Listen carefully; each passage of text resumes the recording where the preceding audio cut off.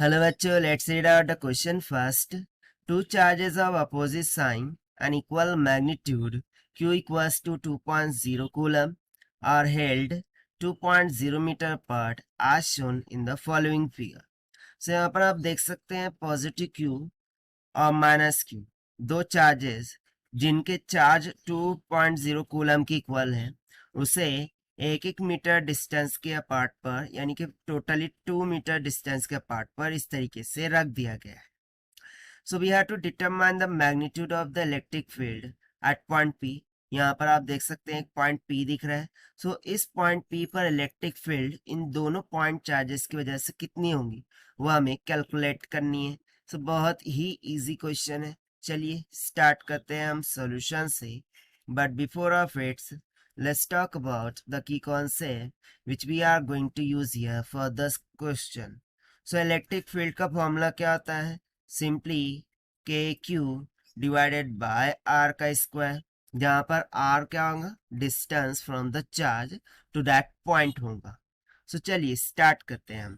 तो सबसे पहले तो मैं यहाँ पर क्या करता हूँ, ठीक है, यहाँ पर रिजॉल्व करके देख लेता हूँ कि इलेक्ट्रिक फील्ड किधर लग रही होंगी. तो देखिए ये जो पॉइंट P है इस पर एक इलेक्ट्रिक फील्ड तो प्लस Q चार्ज की वजह से लग रही होंगी. अब चूंकि ये पॉजिटिव है सो वो इस डायरेक्शन में आ जाएंगी, दैट इज E1. ठीक है, क्योंकि ये पॉजिटिव Q चार्ज क्या करेंगे, इसको अपोज करेंगे. एंड देन फर्दर ये जो माइनस Q चार्ज है इस कारण से जो इलेक्ट्रिक फील्ड लगेंगी वो इसी डायरेक्शन में लग जाएंगी क्योंकि वो उसको अट्रैक्ट करेंगे. सो ये हो जाएगा E2. सो इन दोनों की नेट इलेक्ट्रिक फील्ड कहाँ लग जाएंगी, यहाँ पर, जिसको हम मान लेते हैं ई नेट. और इसमें ये जो एंगल बन रहा है सो ये दोनों के लिए सेम हो जाएगा, that is theta and theta की. ठीक है, तो सबसे पहले तो यहाँ पर मुझे कुछ वैल्यूज फाइंड करनी होंगी, उसके बाद हम डायरेक्टली फॉर्मूला लगा सकते हैं.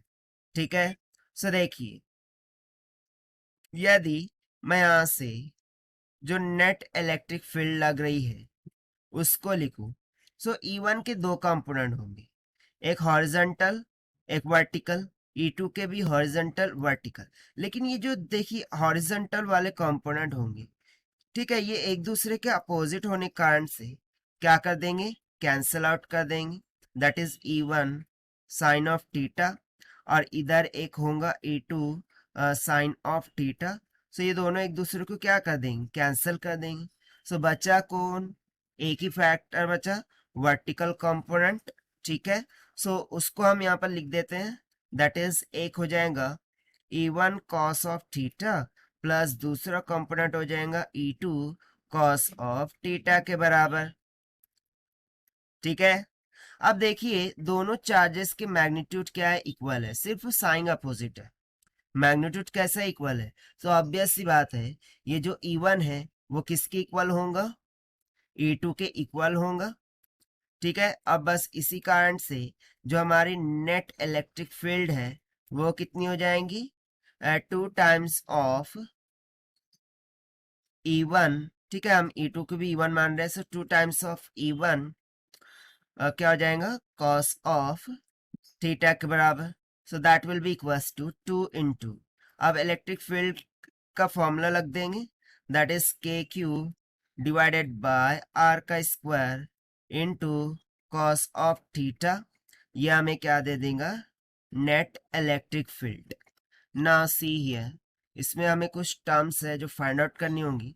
तो सबसे पहले तो कॉस ऑफ थीटा, सो इसकी वैल्यू क्या होंगी. सो देखिए ये जो परपेंडिकुलर है उसकी लेंथ कितनी है, 1 मीटर, और ये जो है तो ये हाइपोटेनियस है. ठीक है, सो ये जो बेसिकली थीटा है ये यही एंगल को इंडिकेट कर रहा है, थीटा को. ठीक है, यदि ये थीटा है सो ये वाला एंगल भी क्या हो जाएगा, थीटा. सो ये क्या हो जाएगा, कॉस ऑफ थीटा यदि मैं लूँ सो 1/4 हो जाएगा, that is perpendicular upon hypotenuse. So ये कॉस ऑफ थीटा की वैल्यू आ गई. वाइल जो k होता है उसकी वैल्यू होती है 9 इंटू 10⁹ न्यूटन मीटर स्क्वायर पर कूलम स्क्वायर के बराबर. ये दूसरी वैल्यू होगी. जो चार्ज है वो तो हमें गिवन है 2 कूलम के बराबर, और जो डिस्टेंस है वो भी हमें पता है. तो चलिए हम वैल्यू सब्स्टिट्यूट करते हैं. So E net will be equals to 2 into K की value 9 into 10 raised to 9 multiply by charge of Q, वो कितना होगा 2 कूलम के बराबर, multiply by cos of theta है 1/4 डिवाइडेड बाय डिस्टेंस। ना डिस्टेंस क्या लेंगे, ये दैट इज 4, ठीक है। सो डिस्टेंस हो जाएगा 4 का स्क्वायर। सो देखिए 2 से 4 चला गया, ये दोनों 2 से 4 चला जाएगा। जब आप इसे डिवाइड करेंगे सिंप्लीफाई सॉल्व करते हैं, so near about 5.6 into 10⁸ Newton पर कूलम के बराबर हमें नेट इलेक्ट्रिक फील्ड यहाँ से मिल जाएंगे। और यही हो जाएगा हमारा आंसर, जो कि हमने सॉल्व किया है by using the conceptual formula of electric field से। Now let us take the option. So option B will become correct. Now if you see that यहाँ पर यूनिट वोल्ट पर मीटर लिखिए।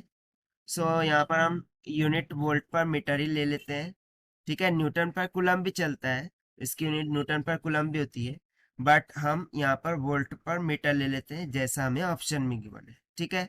सो this is what whole about this question. So this is the required solution. I hope you understood well. Best of luck. Thank you.